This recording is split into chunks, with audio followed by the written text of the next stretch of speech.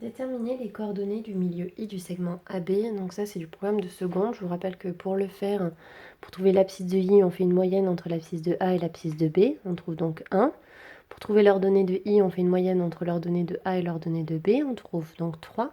Ce qui signifie que I a pour coordonnée 1, 3, l'abscisse, puis l'ordonnée.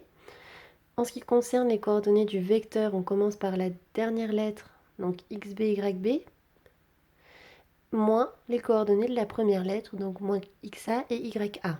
Surtout, on n'oublie pas ici de bien, du coup, enfin en fait, moi comme je l'ai écrit, j'ai écrit B qui a pour coordonnées 3, 4, donc j'ai écrit le 3, 4, après j'ai écrit les moins, et après j'ai écrit les coordonnées de A, donc moins 1 et 2, ce qui me permet de ne pas oublier un moins et d'avoir là le bon résultat. Donc, je cherche dans la question 3 l'équation de la médiatrice du segment AB, que j'ai noté ici, la droite D. Cette droite, si c'est une médiatrice, ça veut dire qu'elle passe au milieu du segment AB et qu'elle est perpendiculaire à la droite AB. Si je regarde ce que j'ai trouvé tout à l'heure, le vecteur AB, je vais pouvoir m'en servir. Donc AB, ce vecteur, c'est un vecteur qui est normal à la droite D. Donc est un vecteur qui est...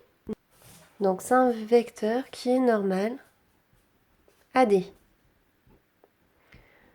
Si vous regardez votre cours, on vous dit que si on a un vecteur normal qui a pour coordonnées AB, alors l'équation de la droite, c'est AX plus BY plus C égale 0. Ça signifie que la droite D a pour équation AX, donc 4X, plus BY, donc plus 2Y, C je ne le connais pas, donc plus C, égale 0. Ça, c'est la première information que je peux utiliser. La deuxième information que je peux utiliser, c'est que I, il appartient à cette médiatrice. Donc I, il appartient à D. Donc je peux remplacer X par l'abscisse de I, Y par l'ordonnée de I, et je vais trouver 0. Donc l'abscisse de I,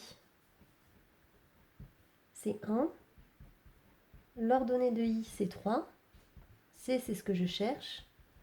Donc 4 plus 2 fois 3, 4 plus 6, 10. Donc 10 plus C égale 0.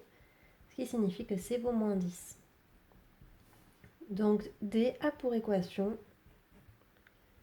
4x plus 2y plus C, donc plus moins 10, donc moins 10, égale 0.